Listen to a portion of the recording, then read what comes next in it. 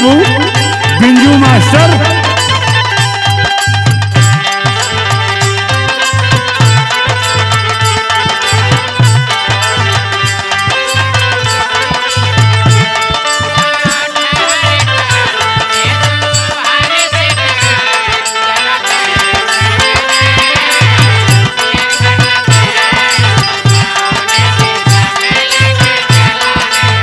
मिजाज में रहो, मिजाज में रहो मेरे शेरों।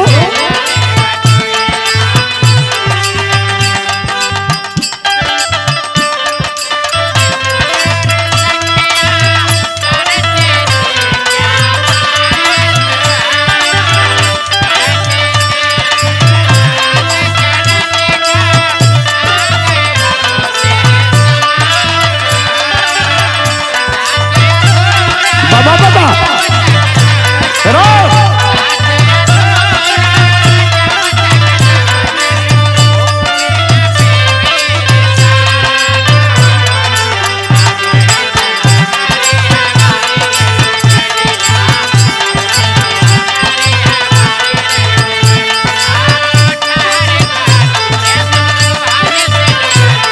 जरा देखन दे, देखन दे।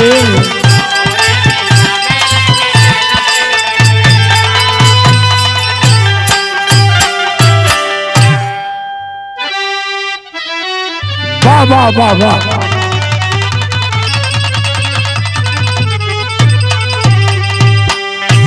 हाँ भैया, एक बिरहा हम सुनाओ थे आजमगढ़ हरिओम स्टूडियो से। कहानी जी बतौले हुन डुबकियां नरपत पुत्र रमापति यादव, नरपतपुर डुबकियां वाराणसी। लिखे वाले भैया हमारे बड़े भैया श्रीमान प्यारे लाल यादव कवि जी। तनी येहू कहानी के सुनिया जा।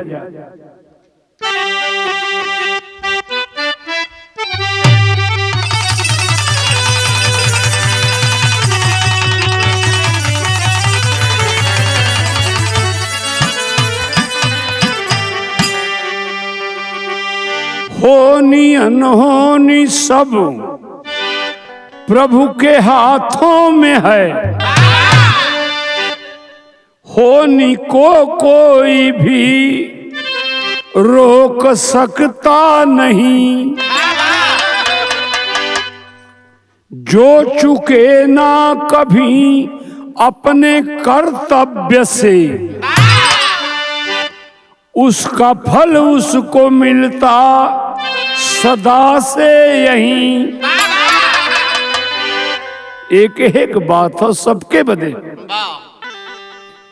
किसके किस्मत में क्या है लिखा साथियों, लाख कोशिश करे जान सकता नहीं। जो भी होना है एक दिन ओ हो जाएगा, कोई मना यदि करे मान सकता नहीं।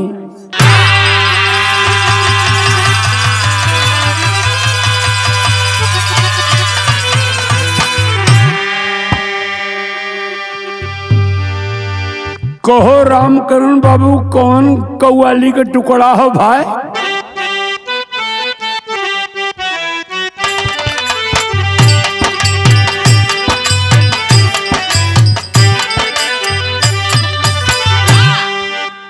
काहे ये दिल के बीच में दरार हो गई,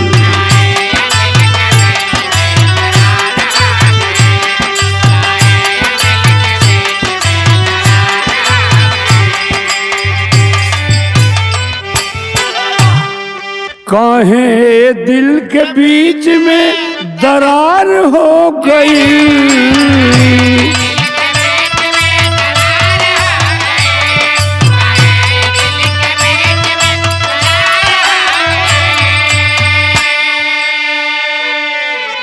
का भूल हमसे आज सरकार हो गई।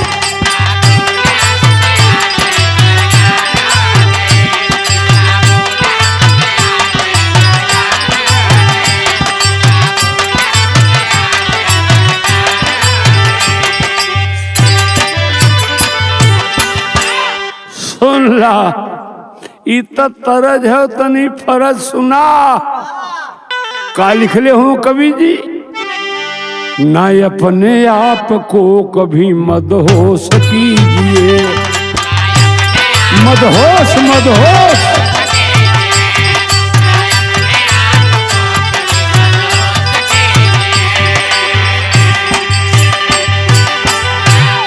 ना अपने आप को कभी मदहोश कीजिए,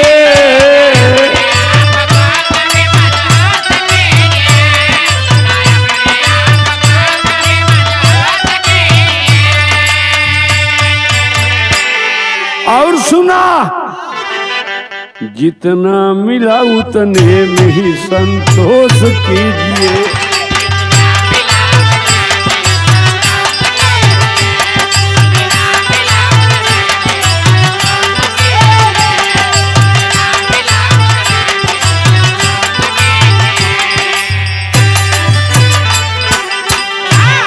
कैसे हो रामकरण भैया?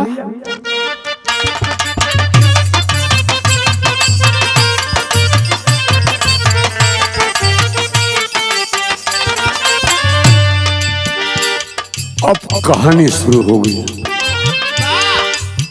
सुना ध्यान से लोग। करते हुए भ्रमण एक साधु जी गांव में, करते हुए भ्रमण एक साधु जी गांव में पहुंचे एक पक्के कुएं के ठाव में।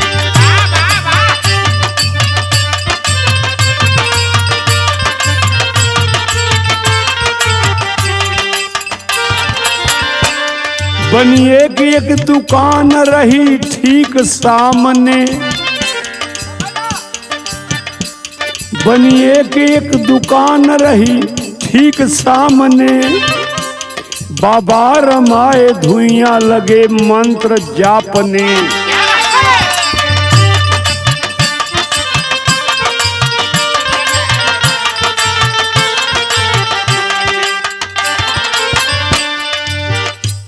बनिया कहा कहाँ से आए कहाँ जाएंगे, लगता यहाँ पर रात साधु जी बिताएंगे।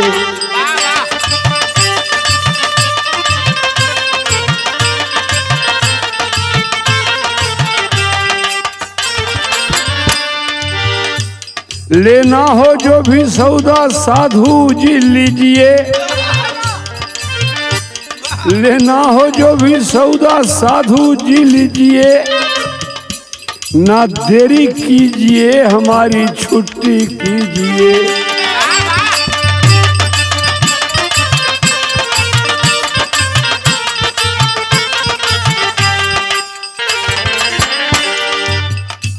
साधु कहें क्यों मन में उमंग भर रहे, साधु कहें क्यों मन में उमंग भर रहे। इतना ही पहले क्यों दुकान बंद कर रहे।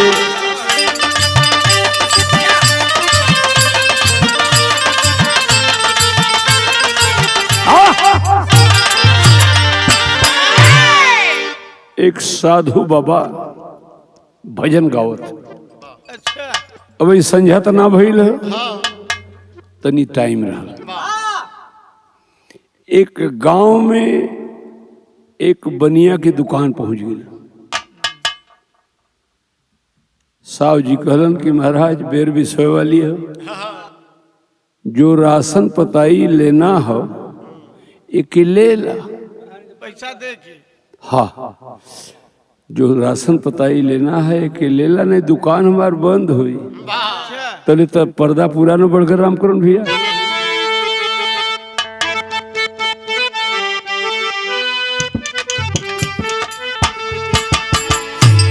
एक नए उम्र का लड़का गावत हुन, जइहा बजरिया में बच के, अरे जइहा बजरिया में बच के कहीं धक्का लगे ना।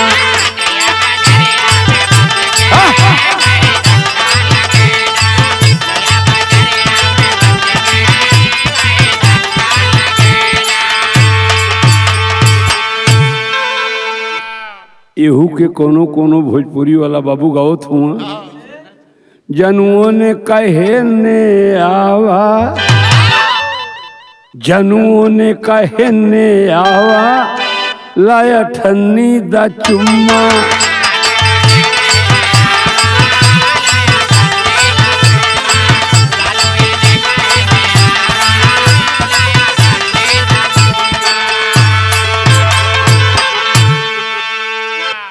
साधु बाबा कहना कहो साहब जी तो हाँ कहा जल्दी है। अरे दुकान तो 12 बजे रात लोग खोले रहत हुआ। कल तू समझत ना हुआ साधु जी, रतिया में होई का जर जाई हमारी दुकनिया। ये बदी कद की जल्दी कहला, जब बेर भी सही अनहार होए लगी तो जर जाई हमारी दुकनिया, 8 बजे की रईनिया।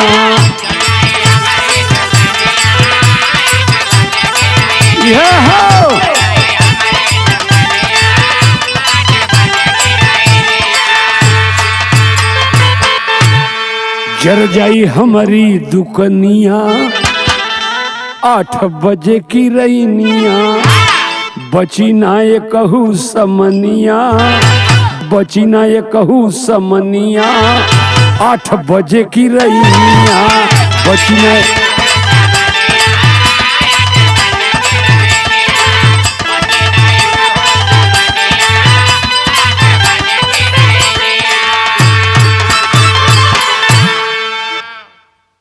अरे बजल जब 8 बजे रतिया हो, बजल जब 8 बजे रतिया हो, और यगिया लगलते ही बखतिया हो। साधु कहे बढ़ल परेशानिया, साधु कहे बढ़ल परेशानिया, 8 बजे के रईनिया।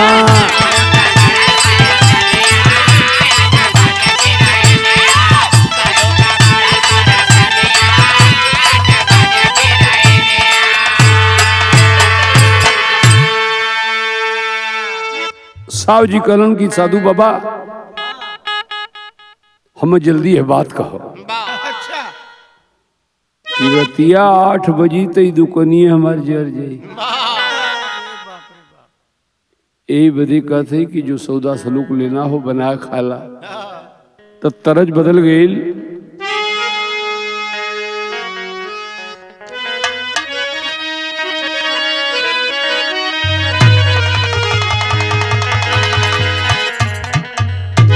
वह तरज बा प्रभु आप बसे वृंदावन में, मेरी उम्र गुजर गई गोकुल में।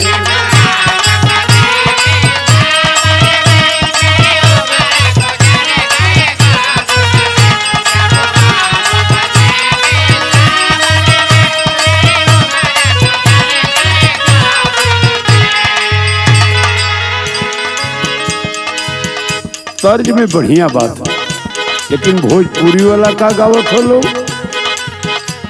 अइला तय मुहवा मार के जा, पतई पर पानी झार के जा।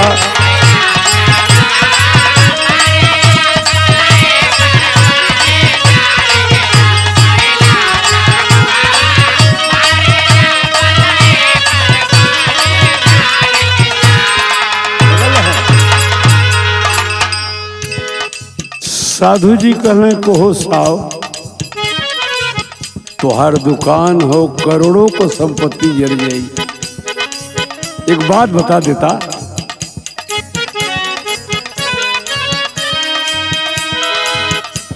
जनला कैसे सब बिखर जाई, जनला कैसे सब बिखर जाई, रतिये में दुकनिया जर जाई।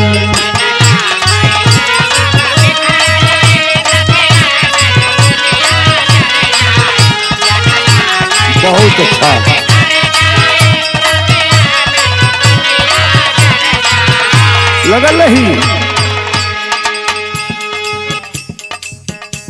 सब धुआं धुआं भर जाई। दुकान जब जरी साधु का तो सब धुआं धुआं भर जाई, रतिया में दुकनियां जल जाई।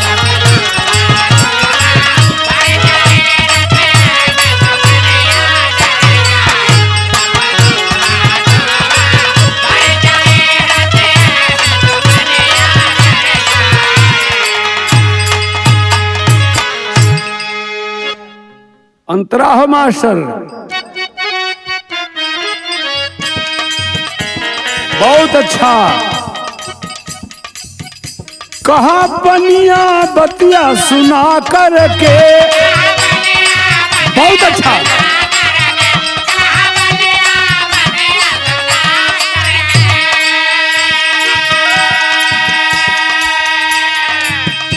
पूछला डॉक्टर भैया से जा करके,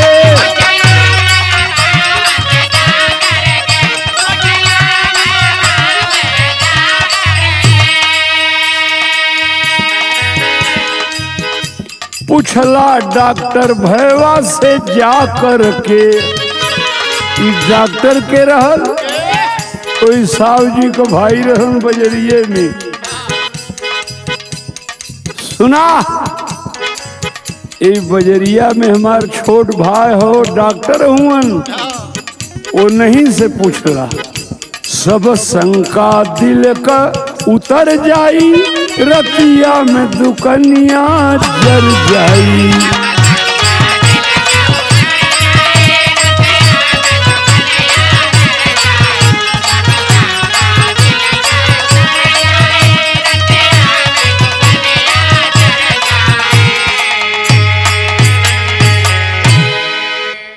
कल महाराज अगर आपके इस बात का जानकारी हो कि 8 बजे रात में दुकान जल के राख हो जाई, तो इस समनिया कुल निकलवाए कह लेते। अच्छा साधु कल साहब जी कहलन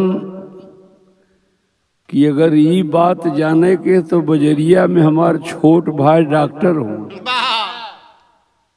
वहां जई बात बता दी है, तनिए कोई बढ़ जाई।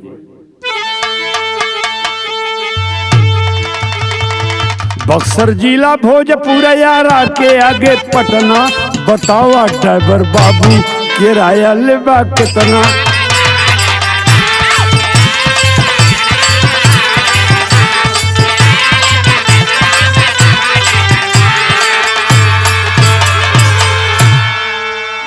डॉक्टर साहब से साधु बोले जा मधुरी बनिया। डॉक्टर साहब से साधु जा बोले मधुरी बनिया। बुझा था ना? डॉक्टर साहब से साधु जा बोले मधुरी बनिया। कैसे जरले डॉक्टर तोहरे भैया का दुकनिया।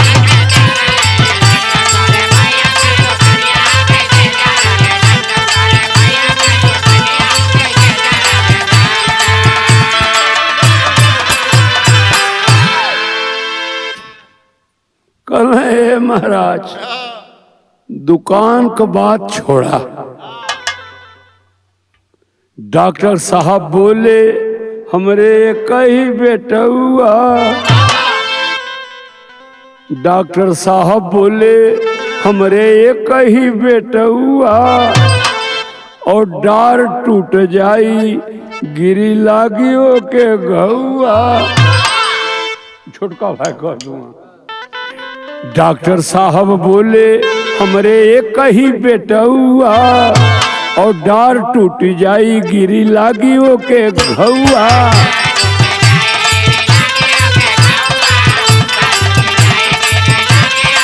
लगल है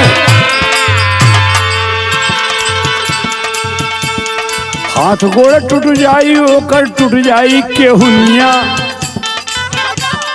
हाथ गोड़ टूट जाई होकर टूट जाई केहुनिया। कैसे जरले डॉक्टर तोरे भैया का दुकनी।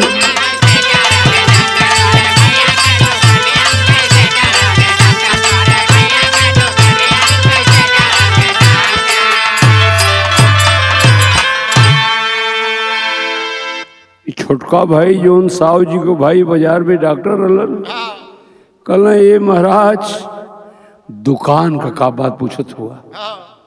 देखा वो लड़का हमारे पेड़े पे चढ़ल है और थोड़ी देर में वो लड़का गिरी, ओकर हाथ पैर कमर टूट जाई। साधु जी टुकुर टुकुर ताकत तरज बदल गई। इलाहाबादी तरज हो। कौन तरज है रामकरण भैया? झकोरा मारे झूलनी, झकोरा मारे झूलनी, साड़ी लहराए हो झकोरा मारे झूलनी।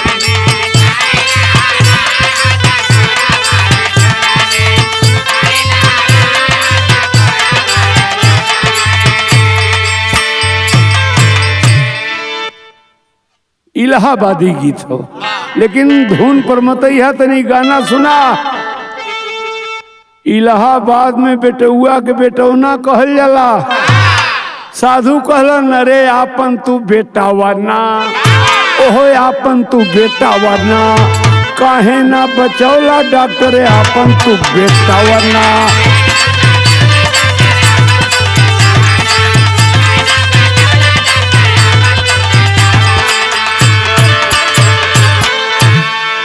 उतरहल तोहरे ही गोदी का खिलावना, उतरहल तोहरे ही गोदी का खिलावना, काहे ना बचावला डॉक्टर आपन बेटावना।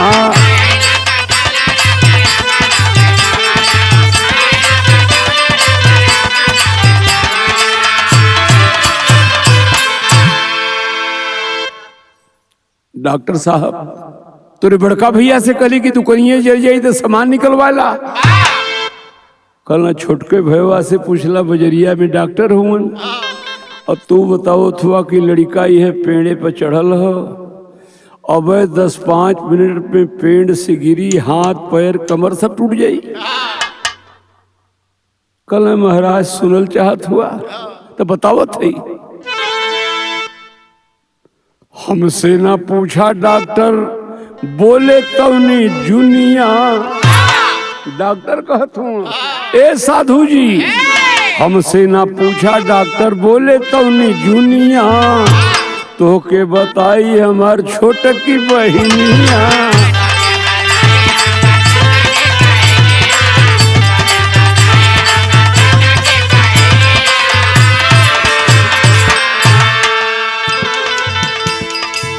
साधु बाबा यही बाजार में हमार छोटकी बहन हो कपड़ा का दुकान खोले ले, लड़कवा के काहे ना उतारत है, ये हमार छोटकी बहनिया बताई।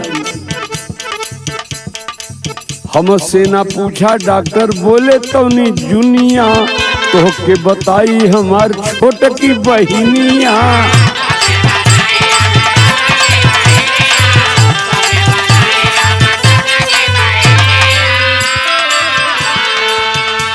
साधु जी बहनिया के हल्का में मत लिहा, सुन ला। कपड़ा का दुकान कैलस ना हुए बुझावा ना, काहे ना बचौला डॉक्टर आपन तू बेटावा ना, काहे।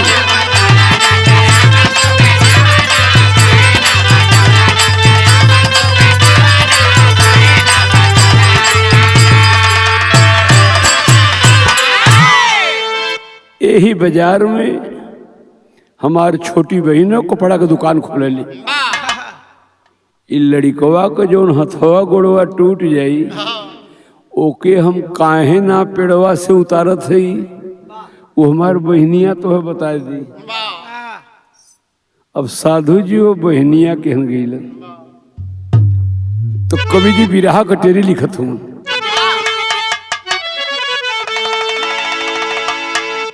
साधु जी ओहो साधु जी तिकड़म बाजी में फंसे,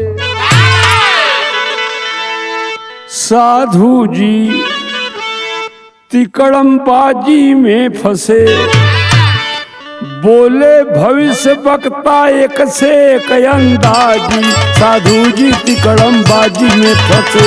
बोले भविष्य वक्ता एक से एक अंदाजी,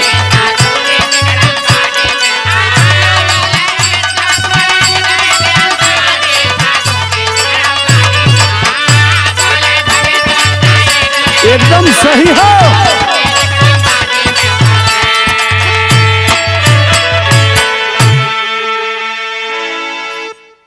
कपड़े की दुकान पर जब पहुंचे, जहां बैठल एक गुजरिया हो, कैसे डॉक्टर के बेटा के टूट गईल हाथ टंगरी। मोहनी बोली तने नामोर, मोहनी बोली तने नामोर, लड़का बा नदी कछरिया, खेलत ही डूब के मर जाई। बहनिया कहत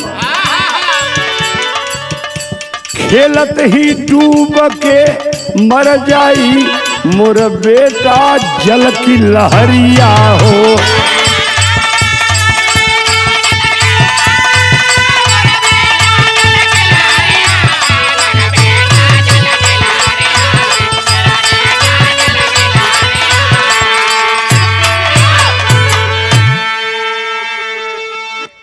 बड़ा बात को लटपटा हो गई। को साधु रहल और साहु जी कहल कि लेबा तो राशन लेला नहीं, रतिया के दुकनिए जर जाई।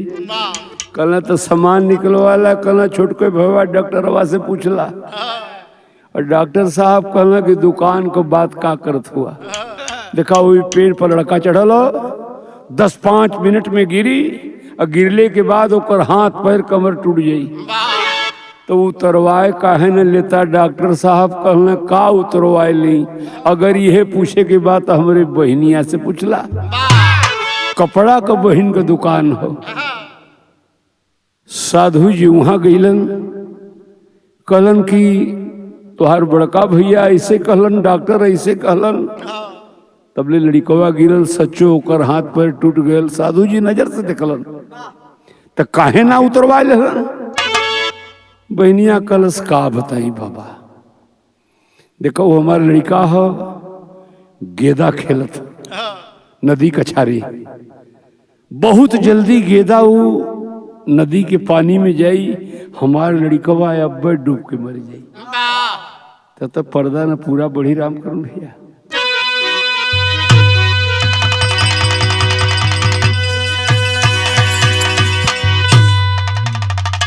बिरहा में गीत बदलल, कचौड़ी गली सुन कैला बलमू,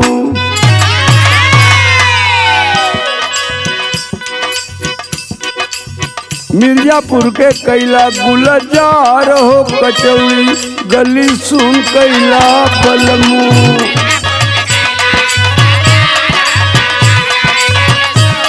बारे प्रभात भैया,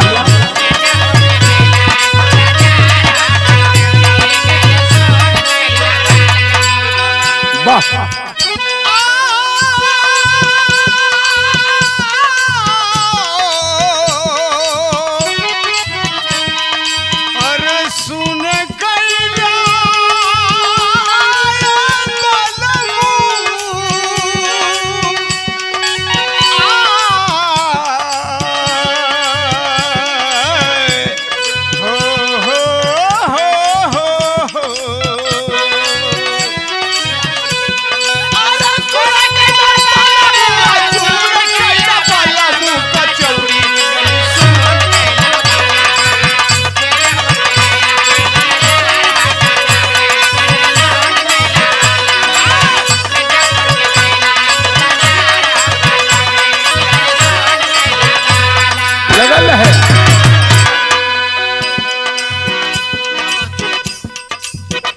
तरज का आनंद लेत रहा, लेकिन कहानी बिरहा को मत भुलाया।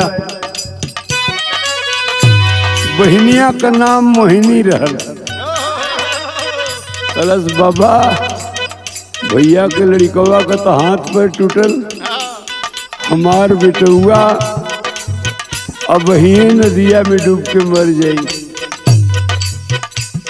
अब हो भाई साधु जी कपारे धैले तेलवा,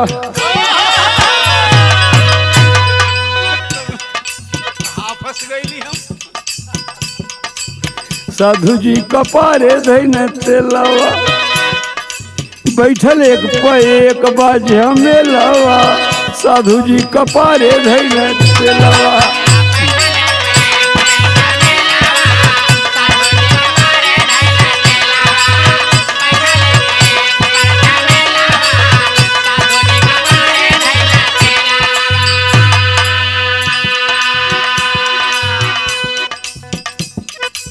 कपड़ा बेचे वाली का सुघरा सुगनवा, बहुत अच्छा बहुत अच्छा।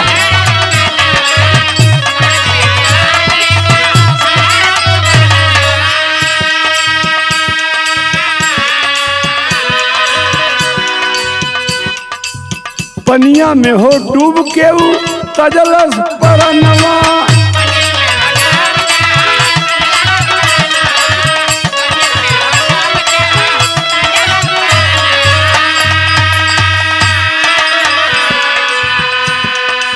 साधु जी कपारे धैले तेलवा,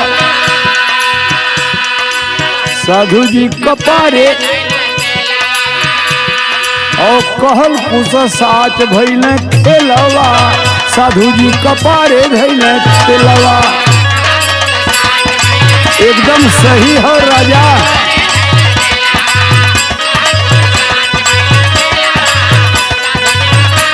लगल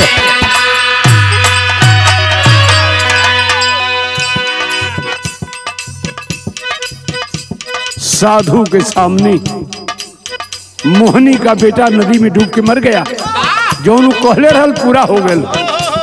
तब बाबा का कहल,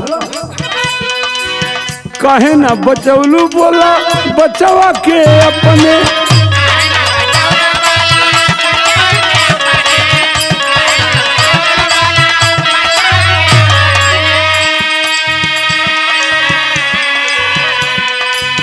हमारे लड़का के फेर में मत पड़ा साधु बाबा। ओ मोहनी कहल साव को बहनिया डॉक्टर को बहनिया कि लड़का मर गल मरेदा, अपन सुना तू अपनो सुना।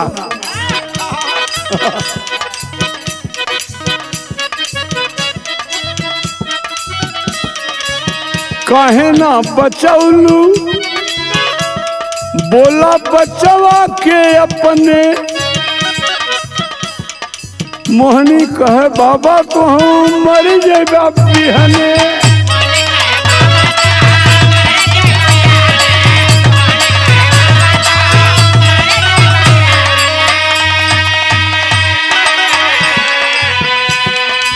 साधु जी कपारे धैले तेलवा, साधु जी कपारे धैले तेलवा। और फांसी हुई पहले जइबे जेलवा, साधु जी कपारे धैले।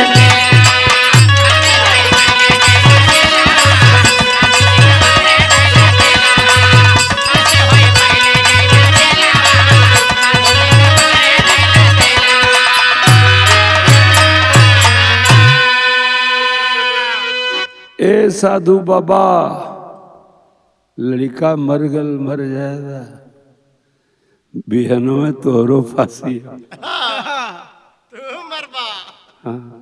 मरबा ना तोहार बिहाने फांसी। तरज बदल गई। धोबी भाई लोग आवलन, भौजी सागारी ना हो, भौजी सागारी ना हो, भौजी सागारी चुनरिया चटकार है, अचरवा काहे धूमिल भइल हो। भौजी सागारी सिहा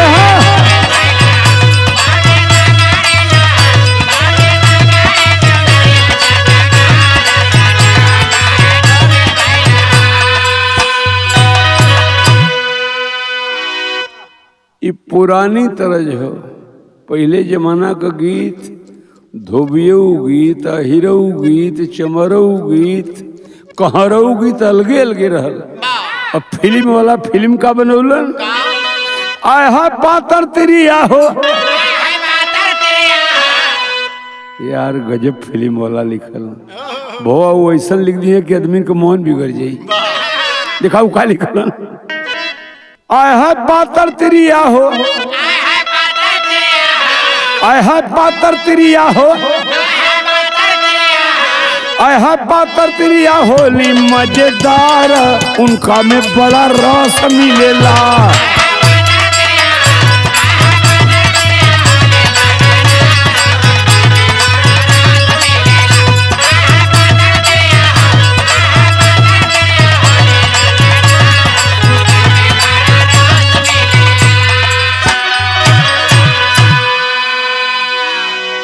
तारा छोड़ दा बिरहा के बात सुना। वो मोहिनी कहलस साव जी के बहिन कि लड़का मुगल है मुएदा बिहनवा तहू के फांसी है। अपने फेर में रहा तो कवि जी काली खतवन देखा हिले लागल हो, हिले लागल साधु बाबा का ठठारिया फसरिया हमके काहे लागी हो। ठठरिया फसरिया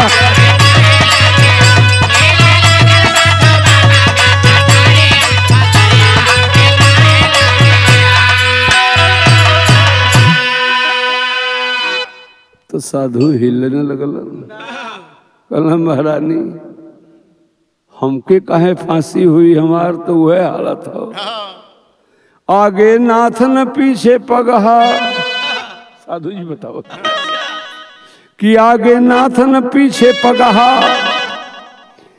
और खाए मोटाए के भैली गदहा। आगे नाथ न पीछे पगहा और फांसी होई कौने जगह। घूमत गईले बाबा हो, घूमत गईले बाबा हो, घूमत गईले बाबा जंगल के भीतरिया फसरिया हमके काहे लागी हो।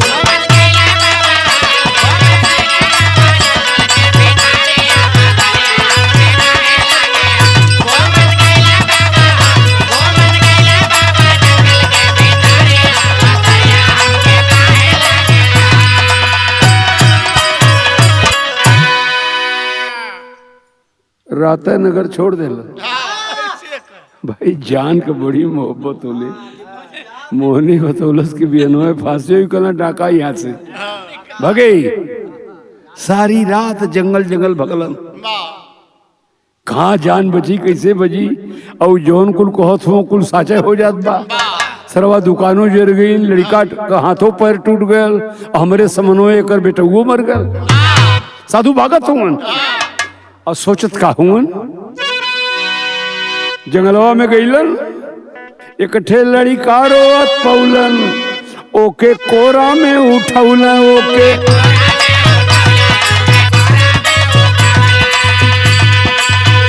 तबले राजा अइले हो,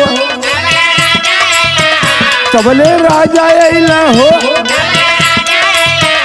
राजा जी का सेना धैलस ते ही घरिया फसरिया हमके काहे लागी हो।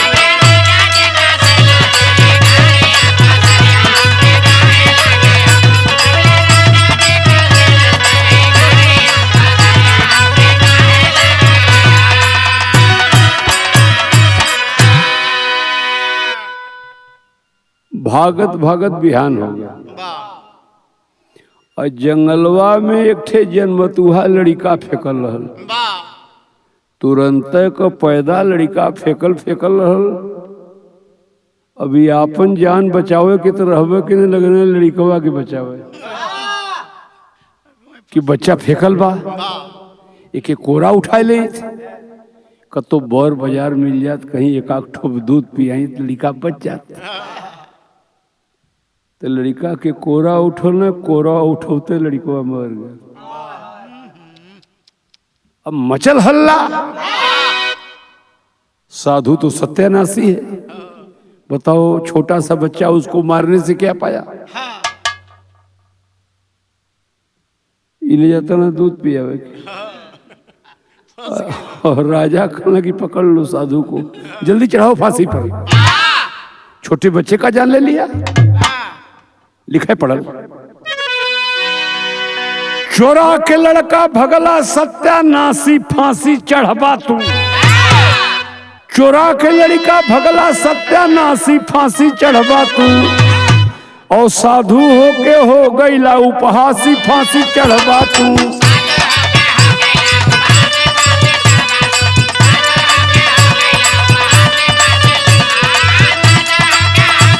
उपहासी फांसी चढ़वा, फांसी चढ़वा तू।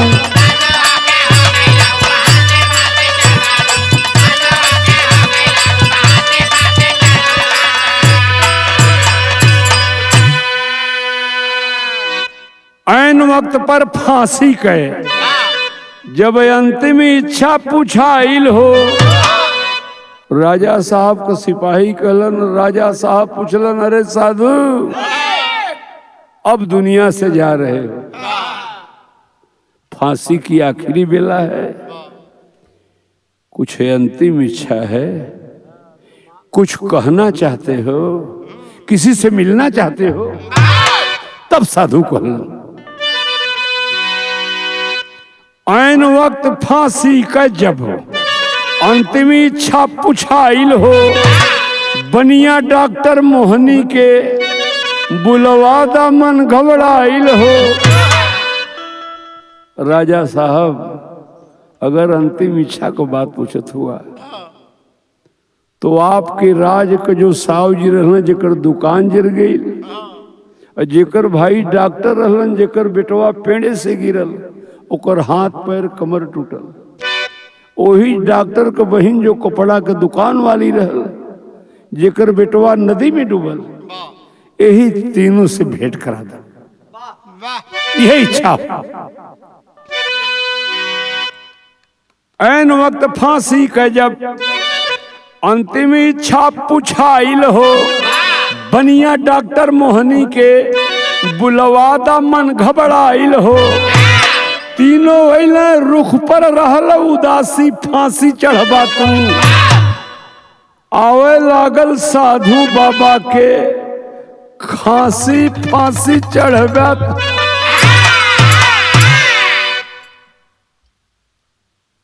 तीनों लोग अइलन। राजा साहब भी मौजूद रहे कि साधु महात्मा के साहब से, डॉक्टर से जमाना से क्या लेना देना। तब साधु जी कहला,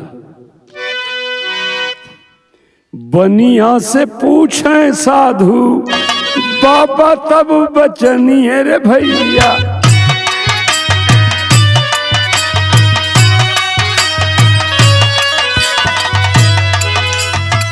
कैसे जानत रहला जरा जाई हो तू का।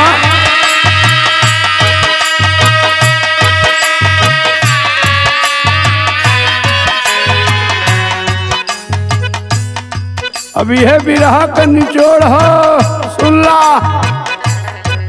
दुकनिया वाला साव कहलन, ए बाबा कैसे जानत रहली। बनिया कहला माई बाप के हम पूजलिए भैया।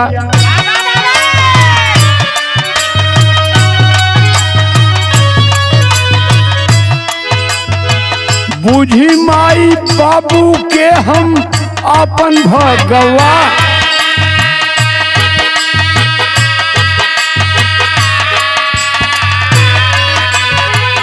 उनके खिया के हम करीला भोजनिए बाबू। बाबा बाबा चा भैया, ओही का फल जानी आगम के जा। बहुत अच्छा।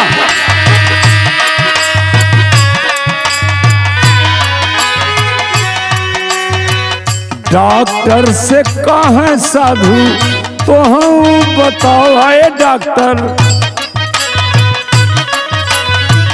कैसे जल्ला लड़का घायल होई श्री माँ।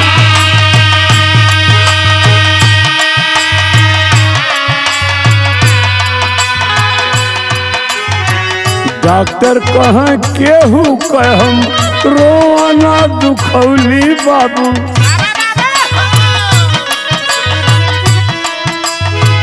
रोगी जे गरीब कैली फ्री में निदान।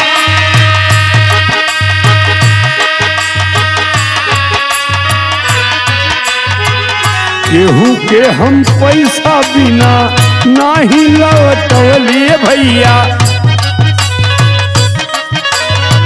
यही से भविष्य हम जानी गुड़ माँ। सही हो। मोहनी से पूछल कैसे जनल गुजरिया सुनला।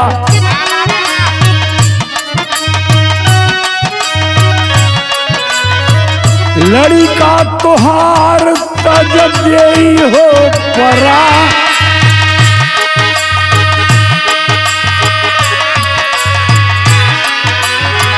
मोहनी कहले पति सेवा हम कैली हो बाबा। पति के हम बुझिला हो अपन भगवान।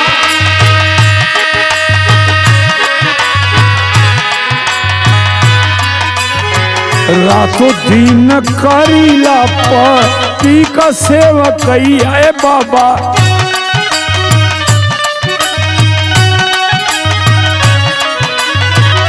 बचल समय में चलाइला दुकान।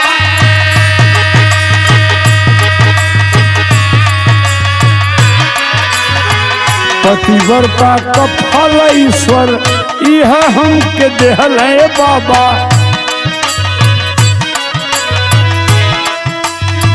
मरी हमार बचवा हो भेद गईली जा।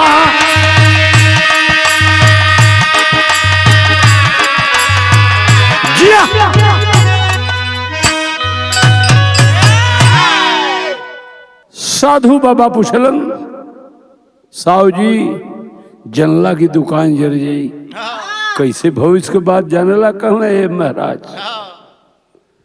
सबसे बड़ा देवी देवता ईश्वर भगवान अपने माता पिता के समझिला और अपने माता पिता के भोजन करौले के बाद हम भोजन करीला। यह बदे हम भविष्य आगम को बात जान जाइला। डॉक्टर से पूछलन साधु बाबा कि तू कैसे जान गईला कि लड़कवा गिरी हाथ पैर कमर टूट जाई। कल सुनिए महाराज, चाहे जे भी रोगी हमरे डॉक्टरी में आयल गरीबन का दवाई निःशुल्क करीला। अपने दरवाजे से डॉक्टरी जीवन में केहू के वापस ना जाए दिली। वैसे भी जमाना बताता है साथियों डॉक्टर दूसरा भगवान होता है। तक सबकर मदद कैली दवा कैली अच्छा कैली। ऐसे हम भविष्य जानीला तब बतौली कि लड़कवा हरम अब्बे गिरी होकर कमर टूट जाई। साधु जी कहलन कि तू कैसे जानलू कि बेटा हुआ हमार मरी। कहले हे बाबा तू साधु हुआ। यह दुनिया में सबसे बड़ी सेवा हम पति का सेवा समझली। अपने पति का सेवा करीला, पति का पूजा करीला, उनके ईश्वर जानीला। उनके सेवा कैले के बाद जो समय मिलेला तो अपने दुकान के हम खोलेला। ये सब बात के राजा सुनत रह फांसी पर चढ़ल हूँ। अंतिम इच्छा में कहले कि तीनों के बुला दे। जब सारी बात बतौलन तो राजा जी का कहला वाह वाह वाह।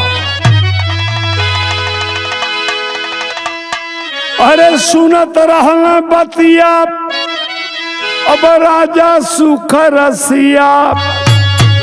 हमारे सोझे साधु बाबा के ना होई फसिया।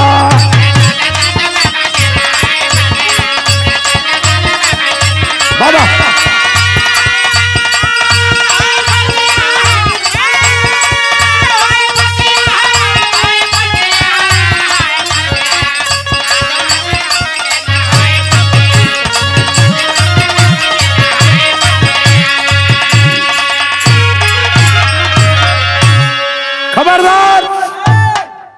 साधु जी को फांसी नहीं होनी चाहिए। जल्लादन से कलन सुनो,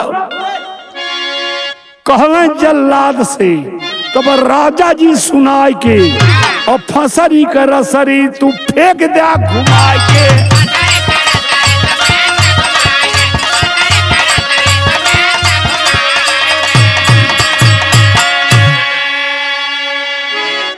बजलबा बाबा के दिल में, अरे अब चयन का बासिया हमारे सोझे साधु बाबा के ना होई फंसिया।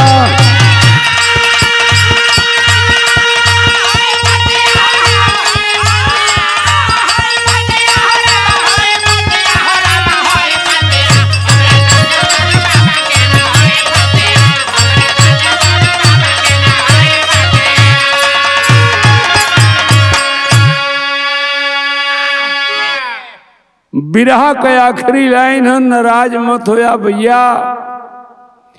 एक जने हमसे पूछलन, कहो दुर्जन भैया तो भगवान के नाम मानेला? हम कली ना मानीला। अब साधु को बताओ थे, अब साधु हुआ उनके साहु जी बतौने की दुकान जर जाई, उनकर भैया बतौने की लड़का गिरी तो हाथ पैर टूट जाई, बहन बतौलस कि हमारा अब्बा डूब के मरी रहला हूँ, साधु कुछ न जाना तू। कहना भगवान को न मानेला? हम कहीं नहीं मानता हूँ। आज काहे न मानेला? हम कल ये बदना मानेला कि भगवान के हम जानी ला।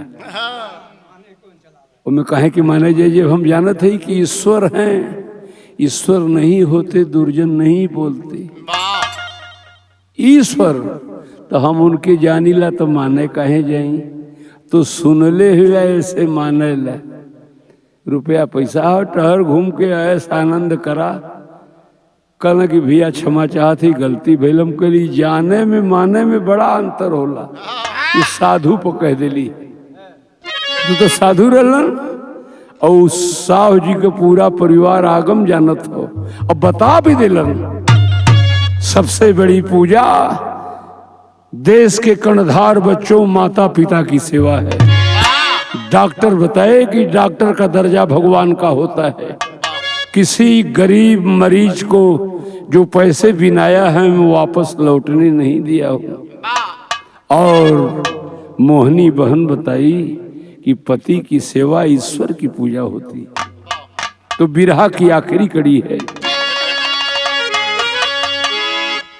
कि रही ईमानदारी नेक धर्म एवं सच्चाई, रही ईमानदारी नेक धर्म एवं सच्चाई, तबे प्रभु के अगवा चली है सधुआई।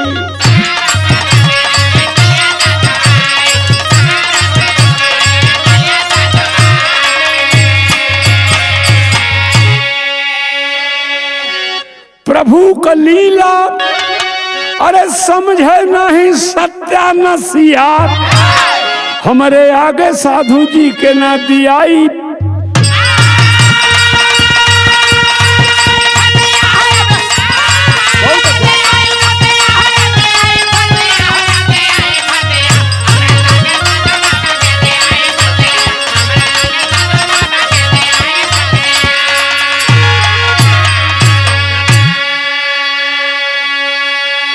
यह रही कहानी साथियों। गुरु बिहारी गुरुपत्तु बच गए साधु का जान। कहें अक्षय बर ऊपर से सब देख रहे भगवान। अरे साधु जी तिकड़म बाजी में फंसे,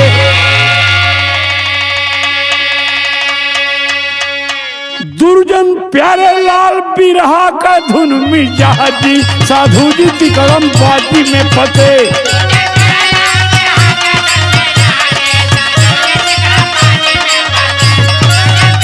बहुत अच्छा बाबा बाबा।